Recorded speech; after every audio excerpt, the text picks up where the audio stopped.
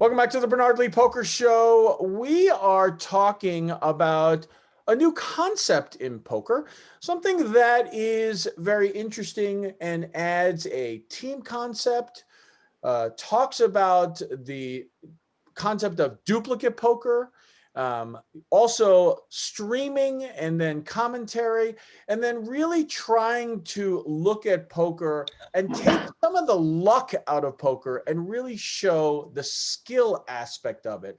I'm talking about a new show and new game called Pokerithm. We are very fortunate to have the creator and founder of this, Matt Waxman, on. Matt, thanks for joining us here on the Bernard Lee Poker Show. Yeah, no problem, Bernard. Thanks a lot for having me. It's really nice to be here. You know, this was a very interesting concept. I'm fortunate to have been part of this, and it's been going on for a while now. Obviously, probably COVID threw a little bit of a monkey wrench in the whole thing. But tell my audience just kind of what the actual concept of it is. And then we'll explain how it all kind of came about and where they can watch it. But kind of give me the concept for the lay poker player out there. Sure. The concept, I guess, has a main intention of just bridging the gap between poker and sports, and maybe even more appropriately esports, because, I mean, like, let's be honest, you're not going to say a poker player is like a football player, right? But at the same time, like, it does take a lot of skill to be good at this game. So that's the main idea. It's like, we're poker players, you know, we work hard, we study, we practice our craft just as much as other people. Well, some of us at least. And and you know, I've been a professional poker player for half my life, 18 years. And you pay money, you go pay rake, you go travel around, and you're paying hotel rates, and you know, no one's getting paid to play this. When we are very skilled, and there's people that want to watch us play. So the idea is to make a league, a sports league, a poker league, where players can compete and they get paid to do so. But in order to do that, we had to try to make it as legitimate as possible. We also want to try to remove that gambling stigma from poker. We want to put poker in like a very positive light. We want people to look at poker and be like, we don't want them to be like, oh, these guys are sick, look how much money they're playing for. We want people to say, well, like, wow, that's a really interesting strategy. Like, These guys are pretty smart. They're good at solving puzzles, like chess players, you know, or bridge, like any of these mind games, right? So that's where the idea came from. It's just like, it's kind of like a give back to poker, where I'm trying to establish a community where players can compete at a high level and get paid to do so. So talk a little bit about the actual concept itself. There were in total, there were 8 teams in this league. Each team plays, 4 teams play each match. And there are 4 separate tables, and there are 4 representatives. There are usually about 9 to 10 players, just so there were some conflicts. We taped this during the World Series 2019. So 4 players each team. And so I was on Team Grit. I should have worn my team jersey. But Team Grit, and then you have one person sitting in seat 1 on one of the tables. On table 2, another person on Team Grit would sit in another seat, et cetera, et cetera. And then all the other teams, they would fill in the other spots. So every table would have one from each team, and there would never be a duplicate teammate sitting in the same seat. So you would all have the same seats. Now, based off of this, how was it played out? Right. So the idea, of course, was to replicate the exact same situations for every single team, so that we can legitimately say they have an even playing field, where one member of each team gets the exact same cards. For example, if you're on Team Grit and you're in seat 1 at the first table and you get ace, queen of spades, and you're up against pocket kings, then at the next table, a player from another team will get that ace, queen of spades, and perhaps your team or one of the other 2 teams will get the kings. And then this way, every single team gets the exact same cards. Right. And then another thing that we had to do to make sure that the situations are exactly the same is we have to reset the chip stacks, which is obviously works because we have a scoreboard to keep track of play, and we don't have people getting knocked out of the tournament. They just get a refresh stack every single hand. So you know that this match is going to last exactly 16 hands per table. It's timed. It makes production much easier. Like sometimes there's tournaments that last an hour, and sometimes there's tournaments that last 12 hours at a final table. Right. You don't know. You don't know how long it's going to last. But here you know exactly how long the hands are going to take. And you have the exact same situation. So by the end of the match, by the end of these 16 hands, you can actually just say, well, Team Grit played their cards the best today. We're going to give them the most points. We had about 7 to 10 man rosters. I think there's about 75 players total in our league. And there was 8 teams, and each team played in 10 matches. And we tried to distribute it so you'd play every other team at least 3 or 4 times throughout the season. And then at the end of the season, we assigned points based on where teams finished in their matches. And then at the end of the season, the top 4 teams played in a championship match, which was actually 24 hands per table instead of 16, just to maybe even reduce a little bit even more variance. You know, obviously there's still luck involved. Like you could play a hand one way and it could just work out for you. Just like regular sports, you know, you make a bad pass and then fumble and there's still tons of variance. But we could legitimately say like, yeah, this team played the best. And that's what's so cool about it. You know, it's like making poker into a sport. It's making poker into a team competition.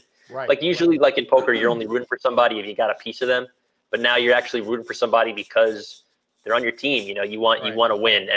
And the energy that we created with all the players in the summer of 2019 at the World Series, like the group chat, talking about the scores, hearing people talk about their hands and how excited they were to get back.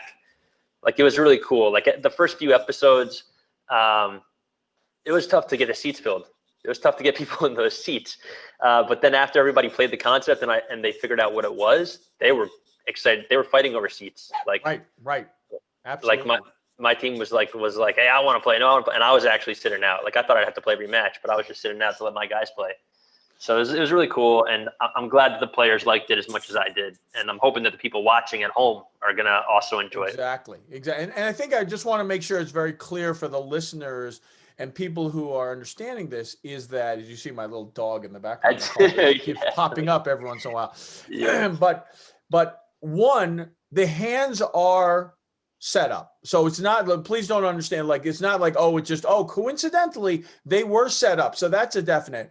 No one knew these hands prior. So no one knew what they were going to be. And there were no discussions about these hands. So no one knew what to be wearing.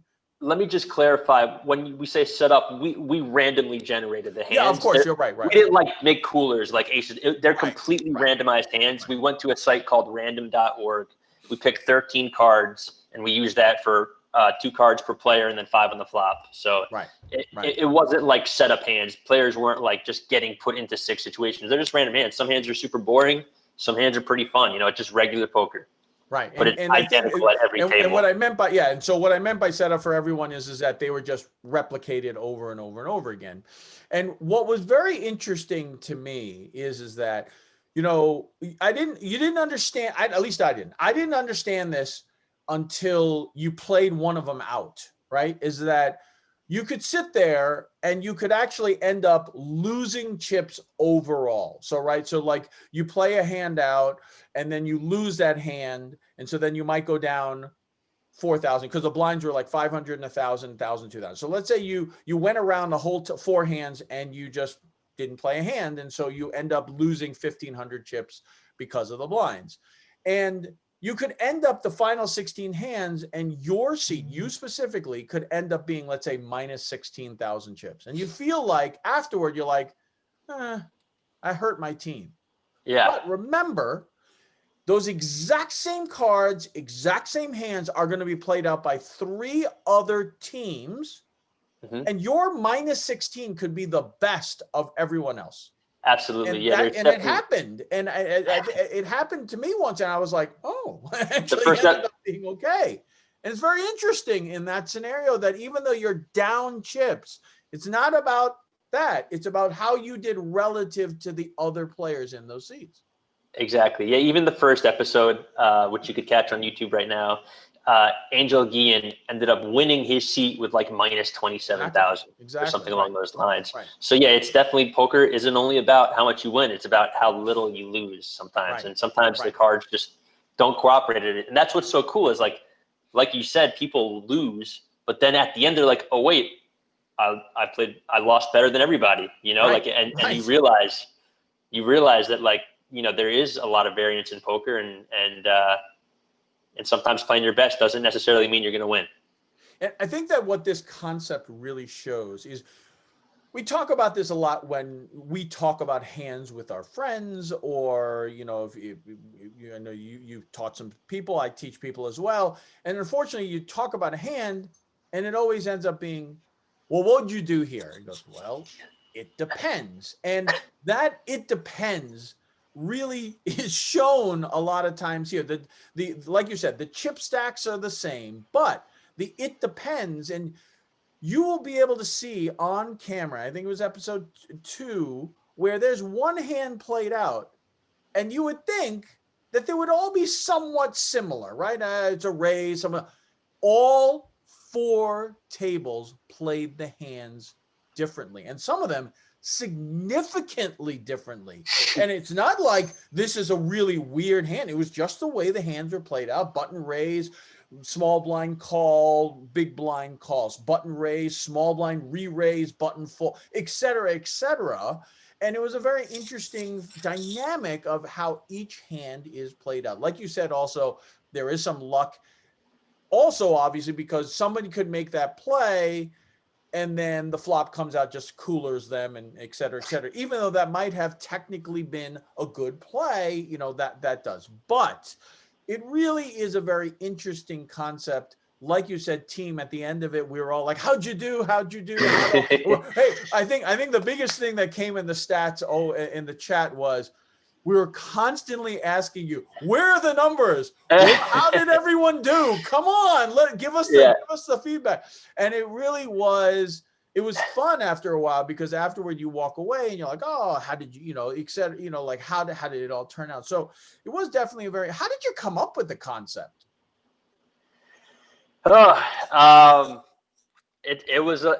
It's been a slow process of just molding into something that would really work. Yeah. I remember I used to like order pizza from my friends and she'd be like, yo, come over to my house, or come over to my friend's house. Like, I want you to try something. And I'd have like a bunch of kitchen timers that I bought at the store. Like, and I would just set it for like 15 minutes and I'd have them play super turbos where the blind just got insane. And then, based on where they placed, I put points on a scoreboard, like a little whiteboard I'd write with like an expo marker or whatever. Right. And then, you know, we would ICM the remaining chips after the time ran out, because I was just trying to think of a way that you could play poker on a timer, like a sports match, you know, like just trying to think of a way to do that. And then I've tried a bunch of different things. And then eventually it just all clicked and it made sense to do it in this way. And then we made an algorithm online for the site, Pokerithm.com. Right. So the idea is that we want people to be able to play, but obviously you can't do the team concept online, at least not yet. So they get to play in the exact same format, the same blind, 16 hands and everything. But we have a ranking algorithm that's going to take their equities in hands that go to showdown. It's going to keep track of their chips won or lost in hands that don't go to showdown. It's going to track how many games they play total, and it's going to track their average points per match. So we can actually come up with like a legit poker ranking for people to play for, just like video games.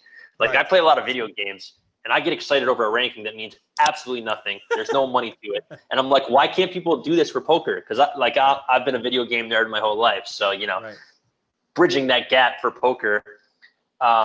So the idea is that we're going to allow people to play on our site, and then we're going to have rankings on the site to see the best players. And then the top 8 players during our stream, during our season, this season, we're going to let them play on like Wednesdays and Thursdays. And the top 8 players, we're going to take 8 players off of our site, and then we're going to put them into the next season of our league. So awesome. Some guy, some girl that qualified, as long as they're 18 or over, online, playing for free, doesn't have to put up $1. All they got to do is register with an email address. Right. We're going to get to pay them a contract to play as the pros. They can play in the Pokerithm game, and they can see how they fare against everybody. And it should be a lot of fun because, like, we're giving people that opportunity to earn their way, you know, like, whereas in poker, to get to the top of poker, you gotta make some cash. You gotta pay those big buy-ins. You gotta be able to buy into the WPTs, the WSOPs. Right away. But here it's like, nah, man, you want to prove you're the best? Jump on the site, start playing, get your poker rhythm, your poker algorithm, get your ranking, and then you get to actually look back every single day. You're like, oh, I'm 180th. Oh, I'm 110th. Oh, I'm 50th. Oh, I'm 26th. Oh, I'm top 10. Like, you get to see yourself moving up the ranks. You know, because I would get like that with video games. And if I could bring that for poker, if I could make that atmosphere, like, it's just really exciting. So let's make sure that everyone who's listening understands where they can see it, where they can play, etc. So it is every Tuesday, 4 p.m. Eastern time, 1 p.m. Pacific time. It comes up on Twitch, correct? Twitch, you can see it off of Twitter, Periscope on Twitter. You could also see it off of YouTube streaming, but we get the most people on Twitch. That's where the chat's interacting. So if you want to come hang out with us, you want to say, oh, sick hand, you want to talk with some of our pros that might have even been playing, then I would recommend going to twitch.tv/Pokerithm. That's poker, ITHM, like a poker algorithm. And then you just jump right in there, come hang out, say what's up. So Tuesday, 4 p.m. Eastern time. And then also you had said that they can play on the site itself. What days can they play on that site? So we're going to start having people play on Wednesdays and Thursdays. Right now, it's not open yet, but we're going to start a competition soon where it's just open rankings. We're going to have a strict window, maybe like an 8-hour window for Wednesdays and Thursdays where we will be open. You can play. You can play against other players. You can move up the rankings. And then we're going to take a certain amount of the top players, and then we're going to give them an invite. Just go to pokerithm.com and we will have a press announcement with the exact details of how we're going to do that. But the idea is that we want to draft 8 players total, so 1 per team. Each team is going to have an online qualifier. Right. So you'll be able to see it. When we were kind of, I guess for better or worse, qualifying for the league, because primarily you wanted to make sure that we would be committed to it. So we all had to play a certain number of games. I think it was 30 games that we had to play and qualify, et cetera, et cetera. So you as the fan can go in. There's no cost whatsoever. Like you said, just an email to get on, and the top 8 will be invited to come and play with all of us again in the next season for this. So really interesting opportunity, obviously, for everyone. Yeah, I don't know if it's going to be top 8. We're going to draft the top 8. We might draft 2 per month or something like that. We might draft 4 one month. We might draft 1, but we're going to have press releases each month. The competitions are probably going to last a month. And you're probably going to have to play a minimum of like 50, maybe 100 games to qualify, and they take about 10 minutes. I don't know yet. We'll have the exact situations.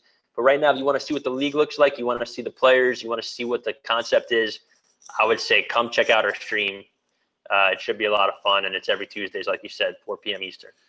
The production, obviously, we came to the facility to get the production done. How did COVID affect this production schedule? Like, did you know, was the plan for this to come out in 2020, and then all of a sudden COVID, put a wrench in that? Yeah, I was hoping that we would. I mean, it's not a big deal because it was a lot of work getting this production ready, and we were hoping to get the next season for the 2020 World Series. But as soon as that got canceled, we said, all right, you know what, guys? Let's take our time with it, and let's try to have it end right before 2021 World Series so that we can have a real big season then. We can get our ducks in a row. So it's been okay. It hasn't been that big of a deal. It's given us some more time to figure some stuff out. And to our advantage, I should say, like, there's no poker content right now. Right. So at least we got some fresh new poker content that people can see if you're a fan of poker. And the cool thing is that you can participate with this content. Like, you can play, you can win your way on, and you don't have to lose your money to do it. So, right. I'm hoping I know when I was coming up in poker, when I was 18, I couldn't get a buy-in for a $200 tournament even. I had to work my way up playing micro stakes, and just the fact that you can kind of just jump on a website, all you need is an internet connection, and just start playing like real competitive poker. The better that you play, the tougher your opponents are going to be. Just the fact that I can create something like that, I really hope that people enjoy it as much as I know I would. Awesome, Matt. Thanks so much. Really appreciate it. Looking forward to it. Hopefully, we'll get on soon. People will watch. I'm excited to do some commentary work for the show as well, and definitely go to pokerithm.com to check it out, and then follow on Tuesdays, Twitch, YouTube, Tuesdays 4 p.m. Eastern time, and watch one of these shows. I think you'll enjoy it. Right now, if you go to the YouTube page, the previous episodes are on there, so you can watch them as well. And it's really an interesting concept, and hopefully you'll enjoy it. So, Matt, thanks for joining us here on the Bernard Lee Poker Show. Thanks for having me, Bernard. Yeah, I really appreciate it. Appreciate it.